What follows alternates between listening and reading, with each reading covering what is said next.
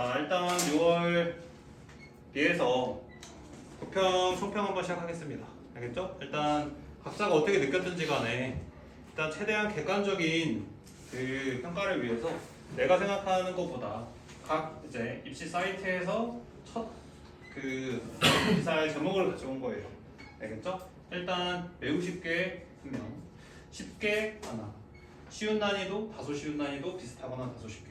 딱 보면 알겠지만 객관적으로 봤을 때 6평보다 좀 쉬웠다. 알겠죠? 자, 다음 거 한번 봅시다. 일단 난이도별로 조금 구분을 해놓은 거예요. 난이도별 작년 수능, 올해 6평, 올해 9평. 딱 보면 알겠지만 문과가 여기가 많이 비어있죠. 뭐야? 자, 이게 뭐냐면 정답률 30%대. 그러니까 정답률 30%대 문제가 딱 하나였어요. 올해 9평에서. 자, 38번 문제만 딱 39%였고, 그럼 6평은 어땠냐? 4문제, 작년 수능은 3문제. 그 다음에 40%대는 올해 9평, 너네 방금 본 게 2개. 그 다음에 6평 2개, 다음 수능도 2개. 근데 50%대 거 4개, 6개, 4개. 그래서 맨 마지막만 봐줘. 작년 수능은 9개였고, 이번 6평 때 12개, 이번 9평은 7개. 그냥 딱 정답률로 봤을 때 난이도가 이렇게 좀 객관적으로 달라지는 거구나 생각하면 되겠죠. 됐죠? 자, 일단 조금 특이 있었던 거는 뭐 뒤에서 다시 얘기하고, 그냥 30%대가 없었다는 것 자체가 필러문항이 좀 없었다는 뜻이야. 그 다음에 딱 이따가 얘기하겠지만 좀 특이사항이죠. 삽입이 2문제가 오답 1, 2이야. 빈칸이 하나도 없어요. 오케이? 자, 다음 거 볼게요. 자, 이게 2018학년도 이제 첫 절대평가 보고 난 다음에 6평과 9평의 1등급 비율, 그리고 수능 1등급 비율이에요. 자, 보면 알겠지만 6평보다 9평이 좀 더 뭐했어? 어려웠네. 어려웠지. 자, 1등급 비율이 낮다는 건 더 어려웠다는 뜻이잖아. 그때 수능이 어떻게 됐을까? 시험네. 수능이 더 쉬웠어요. 자, 그 다음에 다른 연도는 어땠을까? 2020학년도 한번 볼게요. 6평 때 7%, 9평 때 5%, 수능 때 7%. 자, 여기도 마찬가지. 6평보다 9평이 뭐였지? 어렵네. 어려웠지. 수능은 어땠지? 쉽네. 수능은 좀 쉬워진 거야. 9평이랑 비교해 봤을 때. 자, 그럼 2021학년도 한번 봐볼까? 자, 6평 8%, 9평 5%.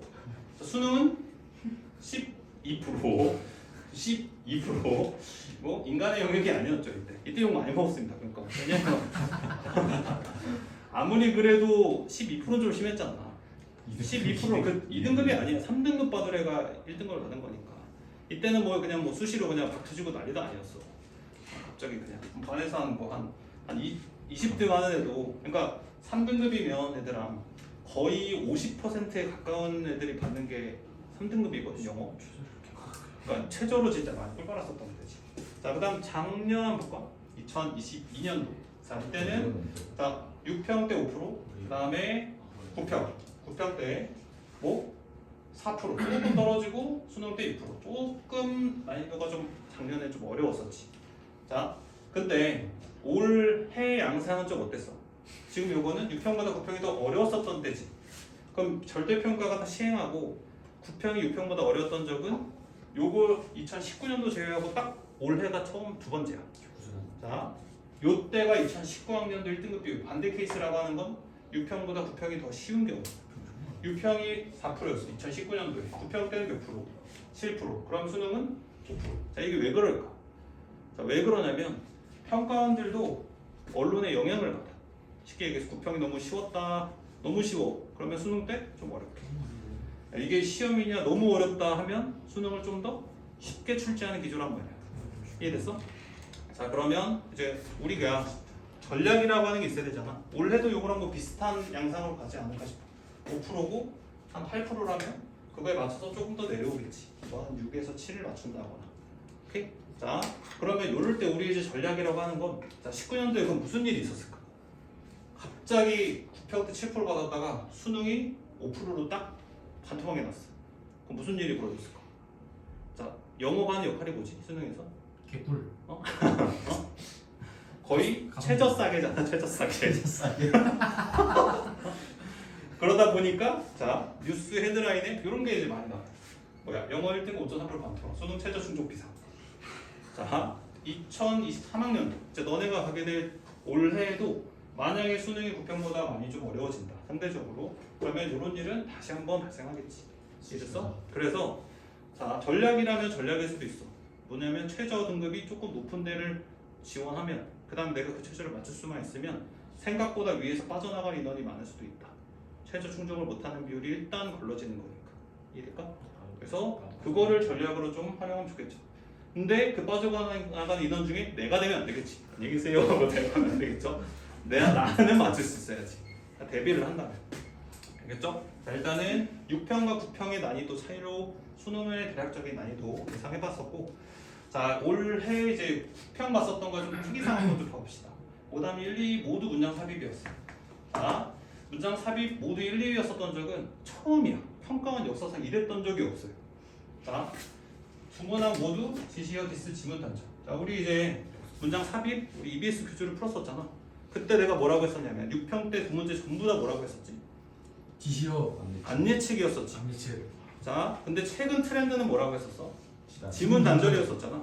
그래서 9평 때 만약에 지문 단절이 안 나온다면 이건 대세가 확실히 흐름이 바뀌어진 거야. 근데 이제 비율이 정확하게 50%가 맞춰진 거거든. 그럼 수능 때 뭐가 나올 거예요? 뭐가 나와? 하나하나 나오겠지 뭐. 이해됐어요? 그래서 내가 봤을 때는 6평 때 안예측에 출제했을 때 데이터를 확보를 한 거고 지문 단절에 대한 데이터도 이제 확보를 다 했을 거 아니야. 그래서 올해 애들은 뭘 못한다? 그냥 영어 자체를 당연히 못하긴 하지만 지문 단절도 못하는 거구나 이렇게 생각을 하겠지. 그럼 지문 단절 나오겠는데 그건 아닐 수도 있어. 왜냐면 영어라고 하는 건 다른 과목이랑 다르게 일정 비율을 맞춰야 되는 과목이야. 무슨 말이냐면 수학이랑 국어는 어렵게 내면 다 어렵지. 국어나 수학은 어렵게 내면 다 어렵고 쉽게 내면 다 쉬워. 그리고 1등급 비율은 정해져 있잖아. 4%. 이해됐어. 근데 영어는 점수로 커트라인을 하기 때문에 문장 삽입을 쉽게 낼지 문장 삽입을 어렵게 낼지는 몰라요. 구성 자체가 달라질 수가 있다 보니까. 알겠죠? 어쨌든 그래서 그 문제를 다 이제 대비해줘야 된다. 자, 그 다음에 자 지문 단절인데 하나하나 여기 출제했거든. 하나는 한정사 디스로 출제했고 하나는 대명사 디스로 출제했어요. 오케이? 자, 하나씩 좀 보겠습니다. 38번이 또 5답 1이었었던 결정적 이유는 더 어려워서 아니야. 자, 보통 문장 삽입을 할 때 2번이 나올 확률이 좀 적잖아. 우리가 풀어봐서 알겠지. 대부분 3, 4, 5번 특히야 후반부였었는데 2번이 정답일 때는 애들이 기출 베이스가 워낙 돼 있다 보니까 손이 잘 안 가. 이게 약간 이제 그 편견의 무서움이죠. 우리가 다 이제 너네만 기출을 풀고 있는 게 아니잖아. 그러다 보니까 2번이 정답인데도 이건 아닐 거야 하면서 넘겼으니까 원래 오답률이 높아질 수밖에 없어. 자, 그래서 자, 지금은 그냥 총평이고 그냥 빠르게 정답만 보고 일요일날 오답률 탑10 10문제 다시 한번 같이 한번 좀 풀어볼 거예요. 알겠죠? 그 다음에 우리가 6평 때 썼던 것처럼 다시 한번 차근차근 하나하나 이제 알고리즘 다시 분석해 나가면서 6평의 알고리즘과 9평의 알고리즘을 다시 합쳐가지고 이제 수능을 마지막으로 대비하는 걸로. 자, 일단 39번 오답률 2위였었죠. 오답률 2위. 자, 어떻게 풀었어? 자, 딱 보고 뭔가 힌트가 쓸만한 거 있는 걸 확인해 줬어요. 물론 하나는 있긴 했었어. 어디 있었냐면 요거였었거든. 이 어카운트 홀더. 그러면 뭔가 이 어카운트라고 하는 개념은 나와줘야 되잖아. 그래서 보니까 여기에도 등장하고 그다음 5번 앞에도 이 어카운트라고 하는 게 등장해. 그럼 4번 아니면 5번이겠지. 다른 거 고른 사람은 솔직히 사람 아니죠. 자, 근데 4번이냐 5번이냐를 결국은 결정해주는 건 뭐였어? 뭐였냐면 자 5번 뒤에 요 디스였지. 우리 구문 때도 했었고 많이 EBS 교재에서 많이 연습했잖아. 요 대명사로 디스로 딱 나올 때는 뭐라고 했었지? 요거 앞문장을 그대로 받아주는 거라고 했었지. 앞문장을 그대로 받아줄 때는 내용상 뭐 해야 돼? 병렬이 나와야 되는 거 아니야? 근데 앞에 보니까 애더 걸든을 한대. 뭐? 짐을 추가해줘. 그럼 뭐지? 이거 마이너스지.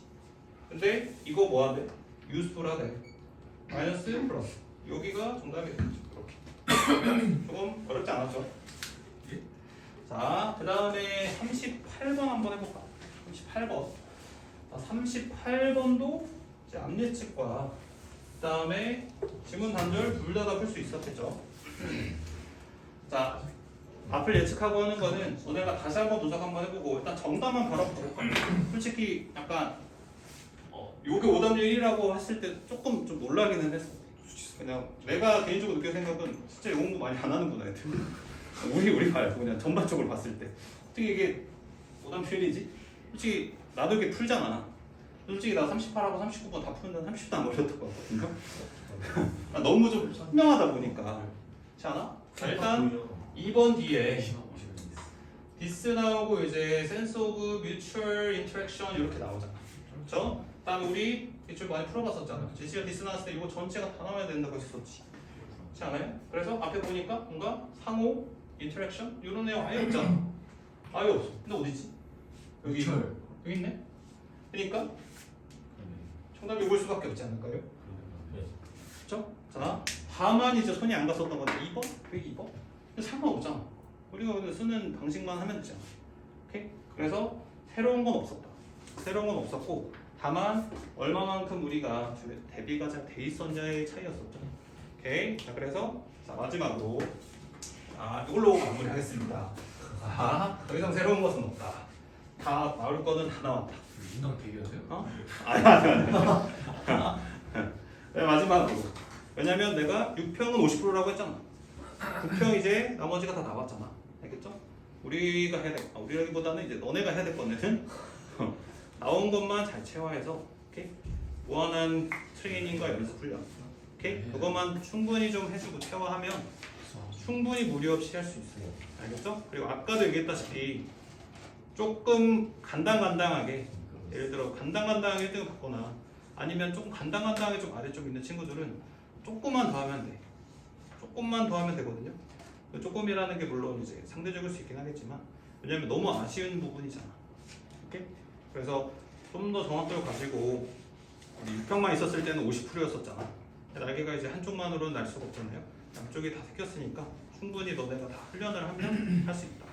알겠죠? 오케이. 총평은 이걸로 마무리하고 자, 바로 우리 EBS 교재 풀어보도록 하겠습니다. 이거 한 번만 끊어줘. 네.